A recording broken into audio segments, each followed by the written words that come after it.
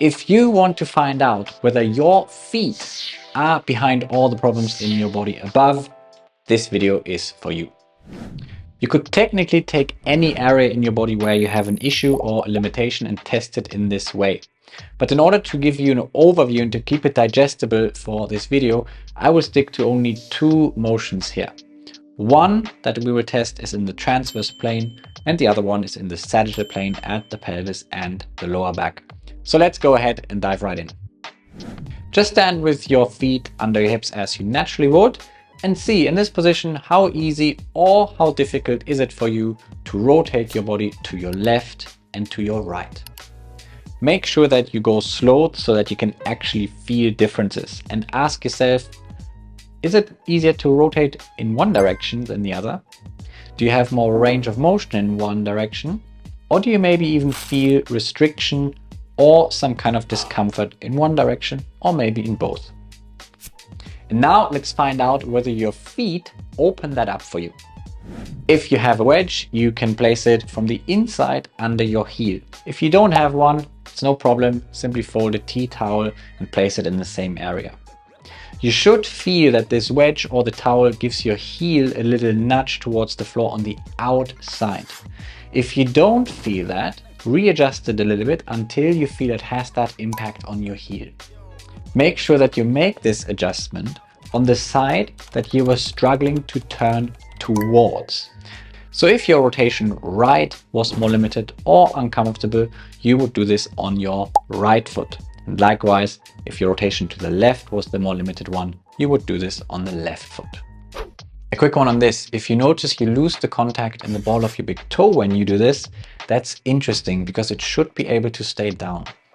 If it does lift, pop something under there so that you restore your contact to the floor. Now simply retest your rotations. For many people, when the foot is behind the limitation, they see an immediate change in these tests. So it would tell you that you should definitely check out the foot and its potential for movement in more detail. Next, let's look at the sagittal plane of the pelvis. We're going to see how easy or difficult an anterior and the posterior tilt of the pelvis is. This is important because, as you're going to feel, there's a direct influence on the lumbar spine as it either arches or flattens, it extends or flexes. So let's find out, how does your anterior tilt feel? Imagine your pelvis is a bucket of water and we're tilting it so that we pour the water out to the front. Is there any restriction here? Does it feel limited? Maybe there's some kind of discomfort or pinching in the lower back. And how about your posterior tilt, when we tilt the bucket to the back so the water pours out the back? How does this movement compare to your anterior tilt? Is one more natural? Is one easy, one difficult? And again, is that posterior tilt potentially uncomfortable?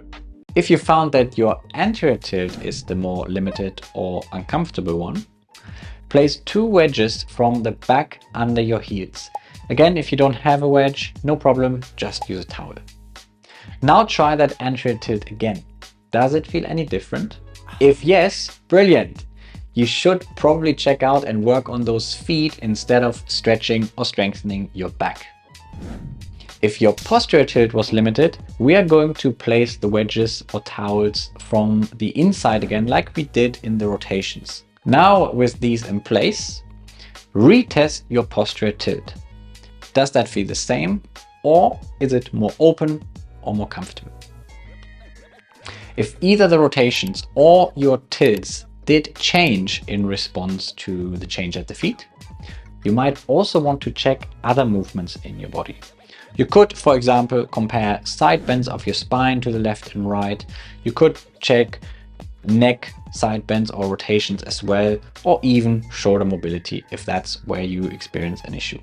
And a little bonus: check what your breathing feels like with and without the foot adjustment. If there's no change, that's actually also a useful finding, as you can probably leave the feet for the time being and continue your investigation elsewhere. But why does this work? Well, the movements that we tested are associated with either pronation or supination. We tend to talk about pronation and supination in the context of the feet. However, the entire body takes on different shapes in these moments in the gait cycle when the feet either supinate or pronate. And that is why biasing the foot towards a more supinated shape is useful in order to assess whether that opens up supinatory movements in the rest of the body. And vice versa, biasing the foot shape towards pronation to check movements that are associated with pronation. I hope that this is a useful way to feel the interconnectedness of our body that everyone seems to talk about, and I'm hoping that it starts an inquiry into your body if there are problems that haven't been solved yet.